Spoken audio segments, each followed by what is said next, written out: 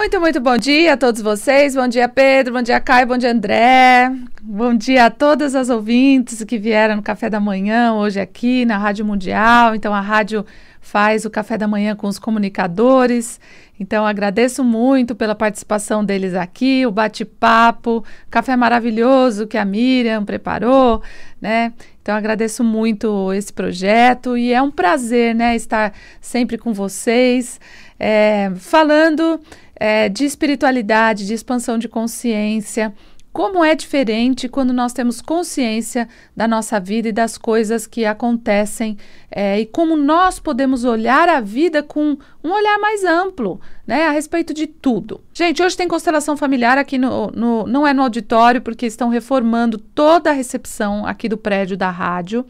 Então, as constelações acontecerão no 23º andar, então no último andar aqui do prédio.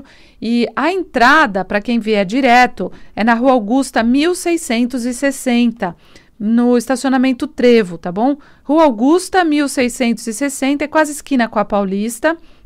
Hoje, para quem vier, tem constelação 14 horas e 19h30, subir no 23º andar, no andar número 23, tá? Número 23, a constelação acontece hoje, é só vir direto, R$40 o valor de participação. Para agendar, tem que ligar, 4108-1042. Então, tem constelação hoje, 14 horas e 19h30, amanhã, quarta-feira, 14 horas e 19h30 também.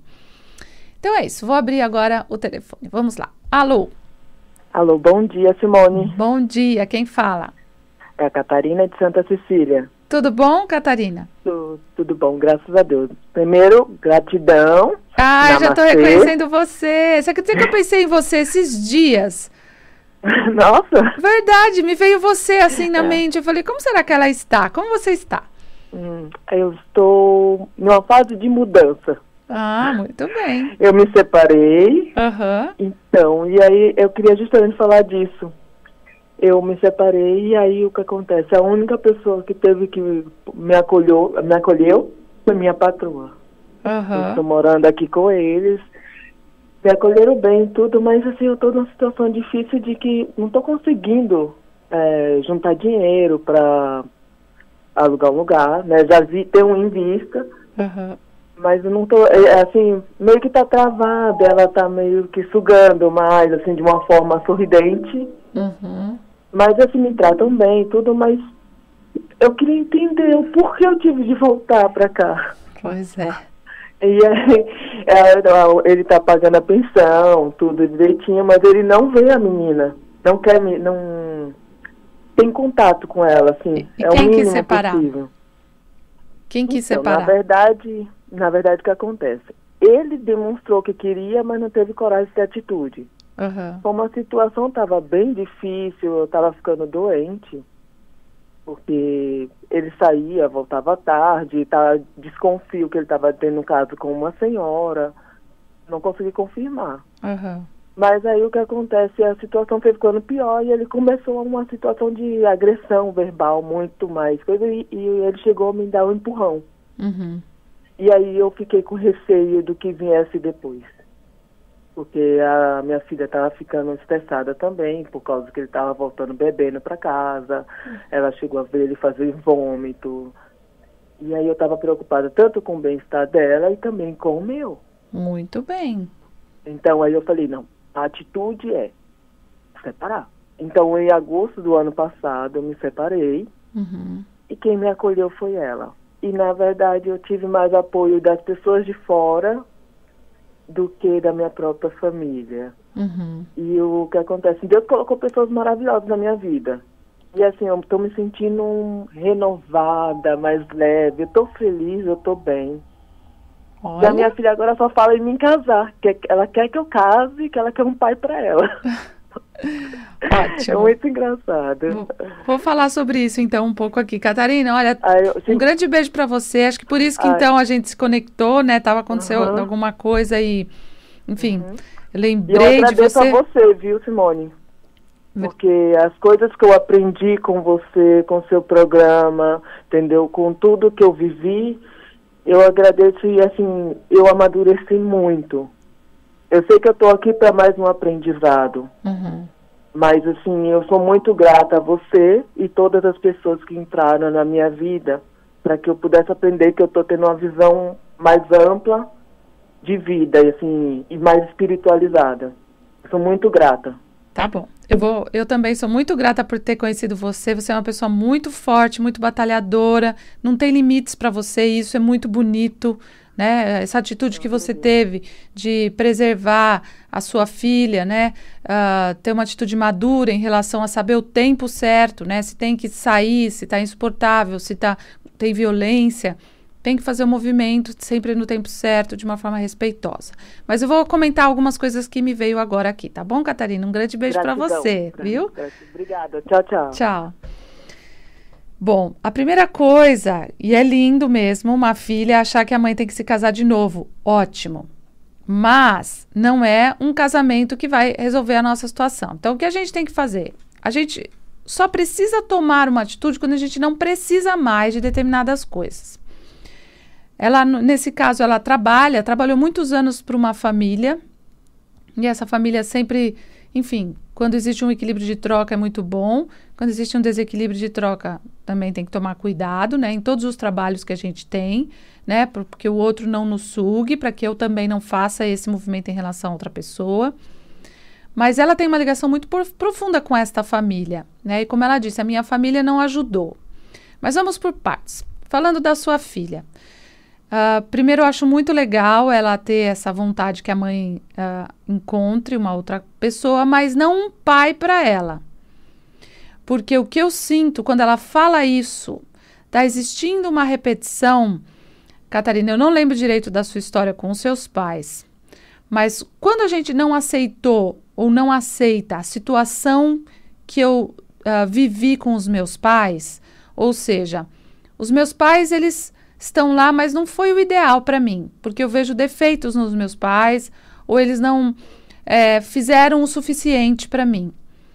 Quando a gente não consegue achar que o pai e a mãe, a história que eu tive com os meus pais foi a história certa para mim, mesmo que a pessoa diga, esse pai não me criou, esse pai batia em mim, esse pai não me sustentou, ou essa mãe sumia, não cuidava de mim, outra pessoa que cuidava. Não importa. O que é que eu aprendi com pais que tinham esta atitude?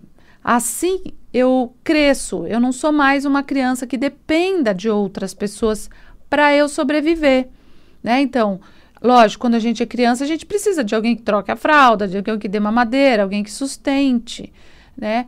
Mas depois de um certo tempo, se nós não tivermos isso, nós podemos criar oportunidades para nós termos isso e conquistarmos o que os nossos pais não nos deram, a gente conquista. Esse é o movimento perfeito. O que os nossos pais não deram, a gente conquista, certo? Se você, Catarina, ainda não resolveu, ainda não sente essa gratidão pelos seus pais, tanto é que você falou, a minha família não me ajudou. Ok, outras pessoas ajudaram. Mas o que a gente faz de uma forma inconsciente? Ela acha um casal ou uma família que substitua os pais e que seja melhor do que os pais, principalmente financeiramente. Então, se ela sente que os pais dela deram pouco financeiramente, ela vai buscar, como tem um livro que se chama Onde Estão as Moedas. Vocês comprem esse livro, procurem esse livro e leiam esse livro. É um livro pequenininho, mas que fala sobre constelação familiar. Quando a gente não aceita o que nós recebemos dos nossos pais, nós vamos buscar isso em alguma outra pessoa. Então, você adotou essa família como uma família ideal para você, né? Tanto é que eles estão te ajudando. Só que o que você precisa perceber é, a sua filha, talvez você não aceite o seu pai, e a sua filha vai começar o mesmo processo. Ah, mas ele está bebendo, ele não quer ver, né, a filha.